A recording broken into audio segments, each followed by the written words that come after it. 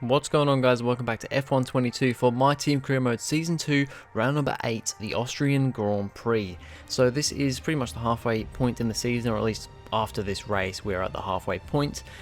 We actually are going to change out one of our sponsors this race. We've gone for Seren because I think it was opaque, our previous one. It was qualified P15 or better, which we should be doing. But the problem is I have actually been doing that in the last few races, but for some reason the game's been glitching and I haven't been getting my reward, even though I've been fulfilling the sponsorship requirements. So we're going to get rid of that and change it up just because it's not working. R&D unfortunately still don't have any upgrades come through. McLaren and Alpine still upgrading at the top as well. Mercedes also closing right up to Red Bull. We're still just ahead of Alfa Romeo, but yeah, we need to have some upgrades coming through. We actually put an aerodynamic upgrade on the car, but it's not actually going to come through until I think France, which is the next race after this one. So we'll have to hopefully, hope that upgrade comes through and we can start getting towards Alpine and McLaren again and away from Alfa Romeo, because we're actually we've got the possibility of maybe falling behind them if we don't upgrade some stuff fairly quickly. Q1 goes pretty well actually. We end up P11, so car's feeling good here. I think this is a good track for this car, and it's just one of my favourite tracks as well.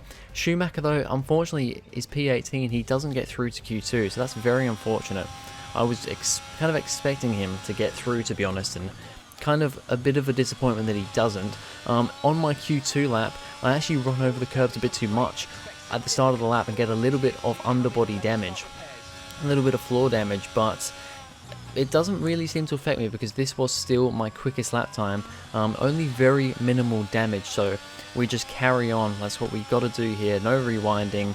It's really not that big of a deal, and like I said, I went quicker anyway, so it wasn't really an issue. But we wouldn't get through to Q3.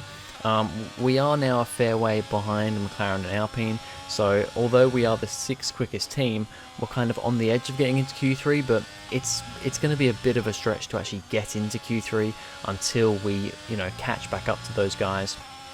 But still good going at the moment. My first lap was decent, but I've improved a little bit on this second flying lap, and through the final couple of corners, maybe a little bit of understeer from that floor damage, but it really doesn't feel that bad at all. We end up going P9 at the end of that lap, but in the end it is P11, so we only just, and it is really only just, miss out on Q3. Very, very close. So yeah, we've got a sprint race this weekend, of course. So let's see what the grid is for the sprint race. Off the back of a fantastic qualifying session, it's time to see how our starting grid looks for today's sprint. It's Carlos Sainz in pole position, and it's Charles Leclerc in P2. As we continue through the rest of the grid today, we have Verstappen, Russell, and Sir Lewis Hamilton, and Norris, Ricciardo, Fernando Alonso, Ocon, and Lance Stroll, Shaw, Bottas, Robert Schwartzman, and Magnussen, Gasly, Joe, Yuki Tsunoda, and Mick Schumacher, Albon, Vettel, Liam Lawson, and Nicholas Latifi. And with preparations almost complete, let's head trackside for today's sprint. Alright, so here we are. It is the Austria sprint race in Season 2 to 5 red lights, and they're on for quite a while, but away we go. It is not a great start from us here. We get overtaken by Bottas going into turn 1. Also, Robert Schwartzman going up the inside as well, and he's making a move on Bottas as well. We also have Magnussen up the inside too, but we managed to keep the position from him around the outside. As we've seen in this game so far, just not being able to get a good start. It's really difficult to get a good start in this game, so we just have to back off for now. But then we're going to go for a bit of a dive on Robert Schwartzman into turn 1. Bottas goes for a dive on Stroll. Stroll's not had a good start here. He's down to P11 in that Red Bull car. And we are now defending from Robert Schwartzman, who is currently the lead Haas. So he's putting up a good performance here at the moment, beating his more experienced teammate of Kevin Magnussen. But we managed to get past, or well, keep the position, I guess. But we're down to P12 on this first lap. So Unfortunately, Bottas has made the jump on us, and he's actually up into P10, as I said, so he's had a pretty good start here. We've not had the best start. It's not the worst start either. I mean, we're one position down from where we were because of Bottas, but other than that, we're not in a terrible position. I think we can somewhat pull away from the two Hasses behind, and I have a feeling Magnussen will catch up to Schwartzman. I mean, Schwartzman did actually out-qualify Magnussen as well, so very good from him, but I think all in all, Magnussen probably does have the better pace. As we have a look at the start, Carlos Sainz does not get the best start. His teammate Charles Leclerc gets a better start, but then Sainz just kind of slingshots around the outside through turn 1, but the two Ferraris are going to be side by side at the front as they go up to what I think is considered as turn 3, because that kink is considered a corner of turn 2, as the Ferrari still side by side. Max Verstappen looking around in the background. Of course, he's the championship leader right now and has quite the lead in the championship, but the two Ferraris are still side by side. They're really squabbling with each other here. Sainz trying to keep that lead from the pole position he got in qualifying, but the battle is just going on and on. This is some great racing between the two Ferrari drivers here, but it looks like just about Carlos Sainz manages to inch his car ahead and stay in the lead. Now looking at Lance Stroll just ahead of me, he's now going to go for a move back on Valtteri Bottas after he was overtaken at the start, but there's a little bit of contact between the two of them around the second to last corner here, and that lets me come into play a little bit, and I'm now right behind these two, but Stroll still looking for a move on Bottas. He's going to go to the outside of turn 1. We're just going to watch and wait in the background here, try and get a good run through that corner. We all very nearly go into the back of Valtteri Bottas, managed to keep it on the confines of the track within the white line, but run over the curb. We've got ahead of Bottas, and we're now potentially looking at a move on Lance Stroll, but we're not going to go for quite a dive bomb there. Just defend from Bottas as much as we can and continue on. So we're now back up into P11, where we started this race ahead of Bottas. Looking further up the grid, and there's a battle between Daniel Ricciardo and I think that's Esteban Ocon in the Alpine. No, sorry, that's Lando Norris and Esteban Ocon. He doesn't quite be able to make the move there, but looks like, oh, there's some front wing or something flying around in the background. There may have been some contact between some other cars. Not sure who it was. Could have been these guys here, as Daniel Ricciardo goes for a move on Ocon. Maybe it was Ocon that had the damage, because he's just been overtaken by both McLaren cars, and this battle's going on in front of us, and they have slowed down quite a lot. I'm wondering if it might actually be Daniel Ricciardo, because he's leading this train as we run over the curb, get damage on the floor again, just like we did in qualifying, but it's not going to stop us. Going for a move on Lance Stroll. Yes, we're actually going for a move on a Red Bull, but he goes a lot later on the brakes, actually makes contact with Fernando Alonso up ahead, trying to defend from us and somewhat attacking him as well. But Stroll in the Red Bull just does not have the pace that he should be having. I wouldn't be surprised if he gets dropped. I mean, after this race, there will be, well, the option of mid-season driver transfers, and honestly, I wouldn't be surprised if Red Bull drop Stroll and get somebody else in that seat. As we have a look, I think that just back there was the contact that we saw, where there was some end plate or something going off the track, as Lewis Hamilton in the Mercedes goes wide into turn 1. I think that was, no, sorry, that was George Russell. Lewis Hamilton gets past his teammate, and now Russell is under fire from the other Brit of Lando Norris. Norris is going to try and go around the outside into the turn 3 hairpin.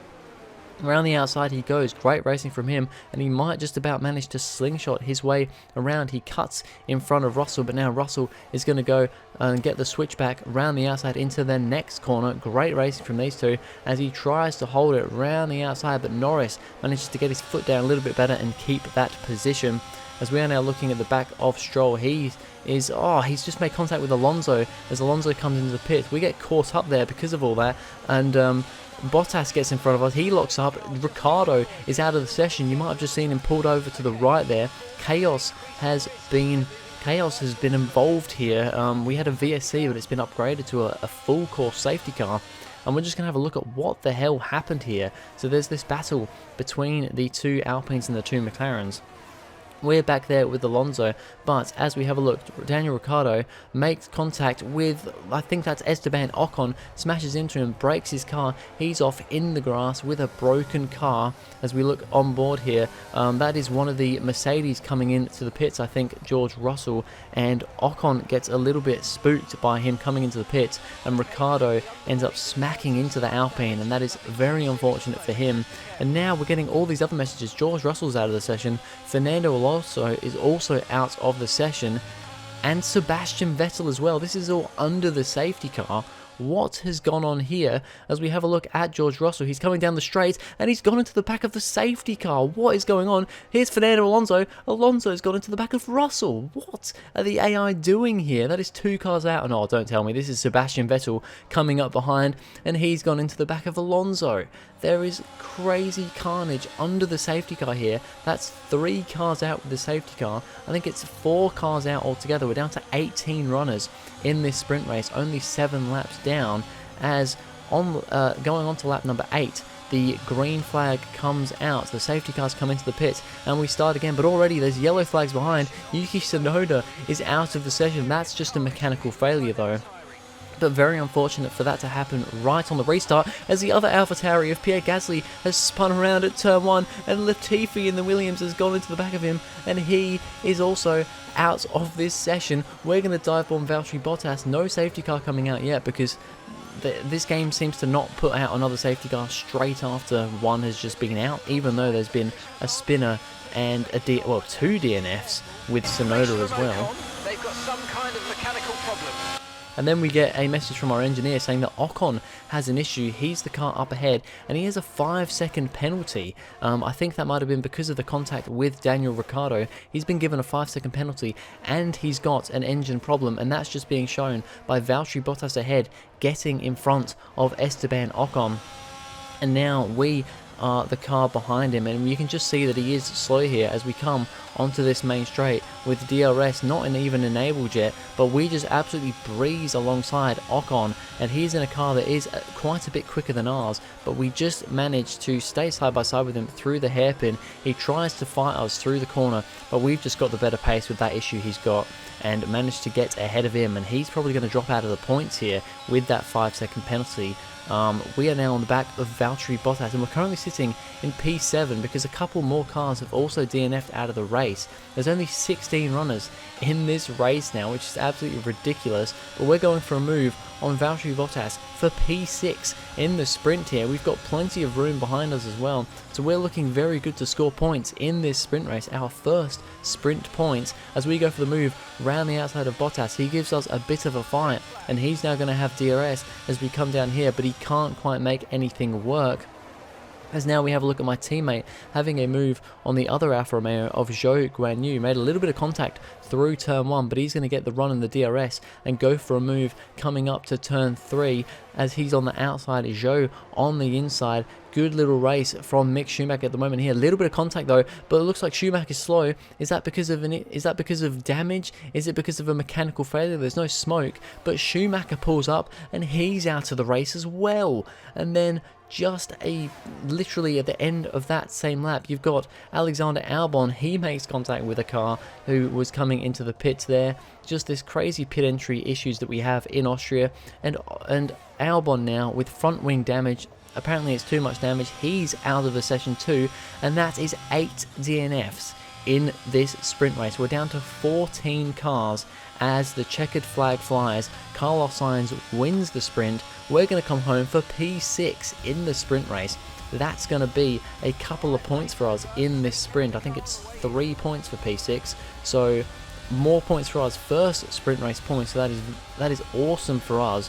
But literally 14 cars finish this race, 8 DNFs in the sprint. That is absolutely ridiculous. Like I said, Sainz came home for the win with Leclerc second, Verstappen down there in third, Hamilton fourth, and Norris fifth. We come home 6th. Bottas scores Alfa Romeo's first points for P7, and Kevin Magnussen scoring another point for Haas in P8. So yeah, chaotic sprint race, but this sets up a very interesting main race in Austria. Welcome from the beautiful Styrian Mountains for another chapter in the story of the Austrian Grand Prix.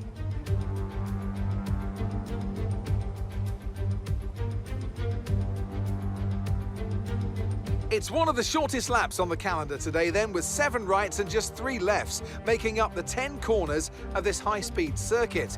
Turn 2 is barely a corner at all. They'll be flat out through there, a left-hand kink into the uphill braking zone of turn 3. Turns 1, 3 and 4 are all potential opportunities to overtake.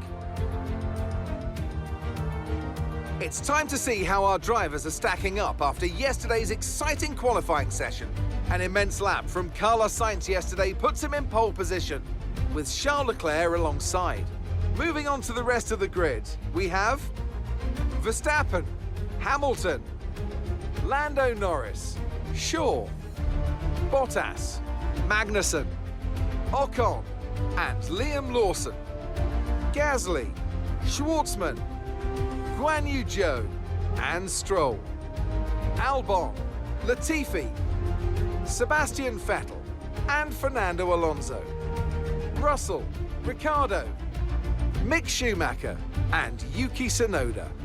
And now it's time to head down to the track. And with me today, of course, is Anthony Davidson. Why don't we discuss McLaren? What do you make of their performance so far this season? Well, the atmosphere within that team seems very positive at the moment. Everyone seems like they're in great spirits and having a lot of fun doing what they do, and that's definitely contributed to the performances we've seen. Alright, main race in Austria time, starting P6 on the grid. We're on the third row of the grid. It is our best start by far in this career mode so far, and it's just because of that chaos. I mean, we were on the verge of the top 10 anyway, but because of all that chaos, I mean, we're here with Bottas and Magnussen, which are two cars which are behind us as well, so it's just a lot of not as quick cars, pretty out of position here. But I mean, if you can keep within the DRS, this could be a good race for us, especially if there's more carnage. So let's see what happens in the main Austrian Grand Prix to 5 red lights. A lot quicker on the lights this time around. Lando Norris gets a very good start up ahead, overtaking Hamilton going into turn 1. But we once again get a pretty bad start, overtaken by Bottas and Magnussen. We've also got Liam Lawson, who, by the way, started in P10 for this race. I mean, great start for him. He's actually got ahead of Ocon and is into P9 at the start of this race. But as we go up into turn 1, we're going to try and defend from Liam Lawson because he's actually having a look at a move on us into turn 3. Yellow flags behind. I think there may have been a little bit of contact for some of the back cars. As we just make sure to stay ahead of Lawson, we should be able to quite easily keep ahead of him. And we're now going to try and put our head down and get back in front of Magnussen and Bottas, because honestly, I think P6 is still possible in this race. I mean, the top 5 from, Sainz, Leclerc, Verstappen, Hamilton and Bottas, Hamilton and Norris, those guys are going to be too quick for us. We are really not going to be able to beat them. But there's some quicker cars behind. Ocon is probably the main issue. I mean, he's down there in P10 and he could potentially catch up to us. Then you've also got Fernando Alonso and George Russell making their way through the grid, and of course Daniel Ricciardo as well. But as we have a look at the end of lap 1 onto lap 2, we actually have Liam Lawson. He is under pressure from Esteban Ocon, just showing that Aston Martin really is not a very quick car. It's very much out of position, as Pierre Gasly's also going for a move, and it's 3 wide going into turn 3. Little bit of a lockup from, I believe that was maybe Lawson or maybe Ocon, but Lawson actually ends up the best out of that group, and Gasly now trying to make the move on Ocon. Ocon has not had the best start here. He should be one of the better cars here, because considering with the cars around him, that Alpine is quicker than pretty much every car around him, but he's not had a good start and he's been overtaken by Gasly. But he's actually going to fight with his, the guy who's going to be his teammate in real life next year. They're going to fight it out, but in the end, Gasly is going to come out on top. So that's not a good start for Ocon. It's a good start for Gasly and a good start for Lawson, as we find ourselves now behind Kevin Magnussen. We want to make a move on him as quickly as we can, taking a cautious run through turn 1. Don't want to get too caught up on the curves because we don't want more damage, especially not this early in the race, but it still gives us a good run on Kevin Magnussen. We're side by side with him as we come into the turn 3 hairpin, and we're going to try and get a little bit of a switchback on him right behind him here. We get very close to the back, just about managed to pull alongside, and we're going to go side by side down into turn, I guess it's turn 5, I guess this is, if you count the kink as turn 4, and we get ahead of Kevin Magnussen to back up into P7. We actually got the purple fastest sector in sector 1 that lap, so we're showing some pretty good speed here at the moment with the DRS, as now Bottas makes it pretty easy for us, locks up into that corner, and we get the move on him the next lap around. So we're back now up into P6 once again. As battles brewing behind us, this is Fernando Alonso making his way back up the order after that terrible safety car issue in the sprint race. He gets ahead of Robert Schwartzman, and you've also got George Russell there trying to make up positions too. He's having a look on Schwartzman as well. As now we have this is Daniel Ricciardo, who's way down the order because of that crash at the start of the sprint.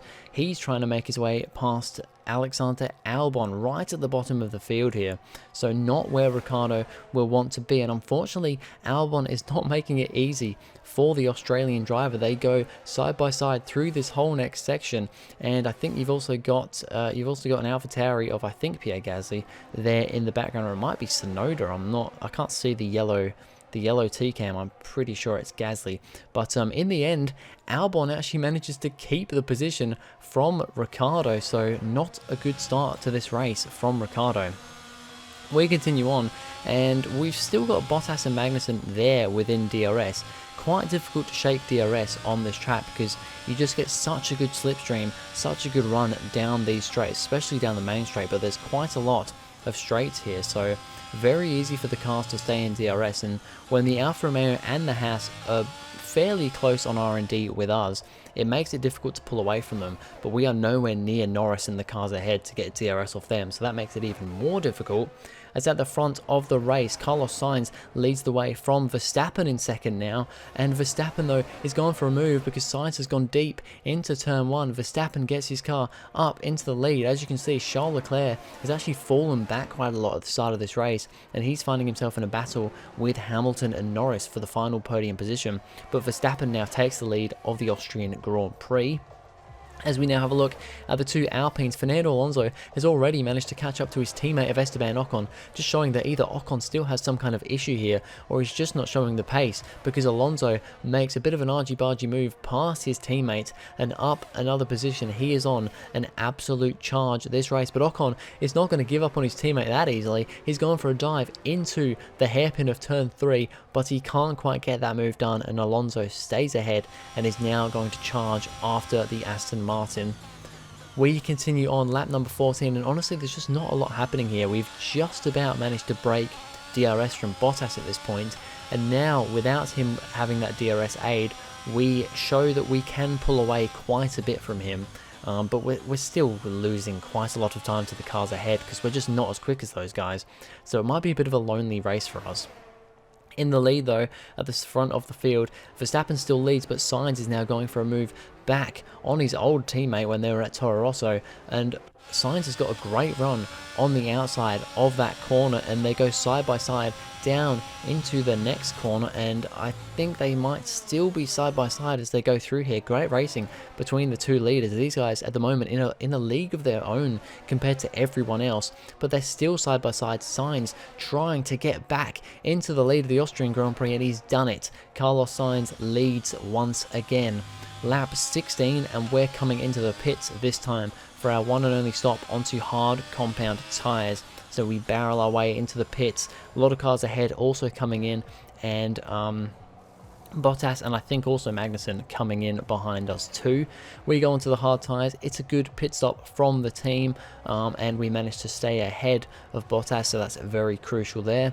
Charles Leclerc, of course, was behind Sainz and Verstappen before the pits, still behind Verstappen, but Sainz, it's not worked out for him. You can just see him come out of the pits there, and we'll get a better view of him right here. He gets completely screwed over in the pit stops, comes out not only behind his teammate, but also behind Lewis Hamilton, so that is not good for Sainz there when he was fighting for the lead, and I think he was actually in the lead of the race before the pit stop. Now it's once again Verstappen, as now Fernando Alonso is still making moves in this race, going for a move on Bottas this time around. Bottas gives him a little bit of a touch through turn 1, but Alonso stays firm.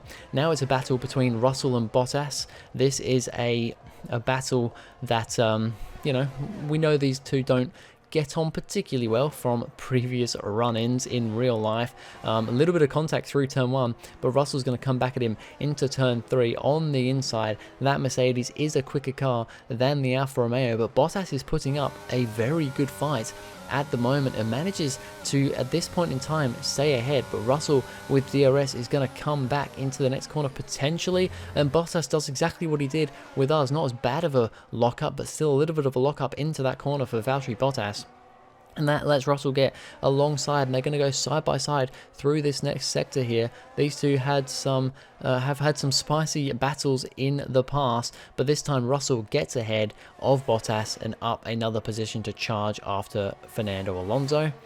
Now the battle between Sainz and Hamilton. Sainz obviously a little bit frustrated here because of that issue. Makes contact with Hamilton through the hairpin, just trying to get a move done, and he just can't quite do it at the moment. He's looking all over the back from left to right, and this time he's going to go back to the left again for the outside of the next corner for Carlos Sainz. Little bit of contact once again, and he's lost a part of his front wing. That is terrible for Carlos Sainz. This race is going from pretty good to not so good now, as he'll have to come into the pits. As now we have Fernando Alonso going for a move on us. He's caught up to us on the lap 26 or whatever this is, but he doesn't quite get us through turn 1. But now it's going to be side by side as we come up this big straight, and he's going to get ahead. He's going to go quite defensive into the hairpin, but I don't really think we're going to fight him too much here because he's got a lot more pace. But we still find ourselves in P6 because Sainz having to come in has relegated him back, and now Hamilton's going for a move on the other Ferrari of Charles Leclerc. He wants P2 in this race. He can't quite get the move done though into the hairpin, so he's going to have to sit back and wait for another opportunity, and that might come here onto lap 32 for Hamilton this time on the outside, and he's round the outside and into P2 of this race. Hamilton going for a P2 in this race would be a great result for him and Mercedes, but Leclerc's not going to give up too easily. At the moment has to sit behind, but I'm sure he's going to fight back the Mercedes. We continue on, and I mean, just not really a lot happening here. In these last couple of laps, I actually had to start fuel saving because I kind of fueled exactly on the limit, expecting this to be another crazy race just like the sprint, and have a safety car and, you know, potentially be alright on the fuel.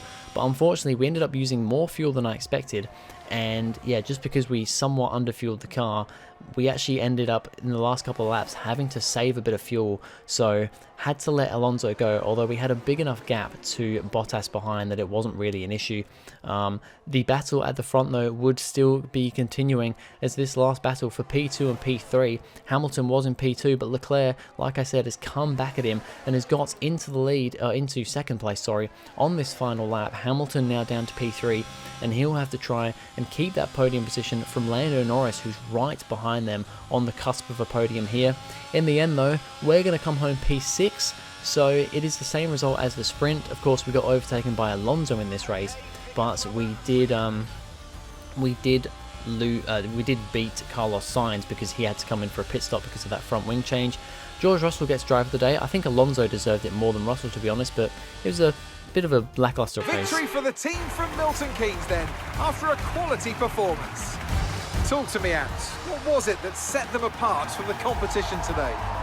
Well, this was a real team victory. They put together a solid strategy today that appeared well suited to the conditions out on track. The driver did everything that was expected of them in the moment to really execute the team's plan to perfection. A shining example of how F1 really is a team sport. The drivers are en route to the podium as we speak. What a fantastic win for the Red Bull team. They performed exceptionally today, keeping us firmly on the edge of our seats throughout the entirety of the race. Congratulations to everybody at the team. So Max Verstappen wins the Austrian Grand Prix this time around. Charles Leclerc comes home for P2 in the end, and Lewis Hamilton gets, I think, his first podium of the season in P3. Then it was Norris P4, Alonso, great drive from him for P5. I think he deserved driver of the day more than Russell, because Russell ended up getting contact actually at the end of the race, and I think finished P10 in the end. Yeah, race 1 point there. I'm actually looking at the whole weekend results here, not the race results, so sorry about that. I didn't realize, I didn't look at that.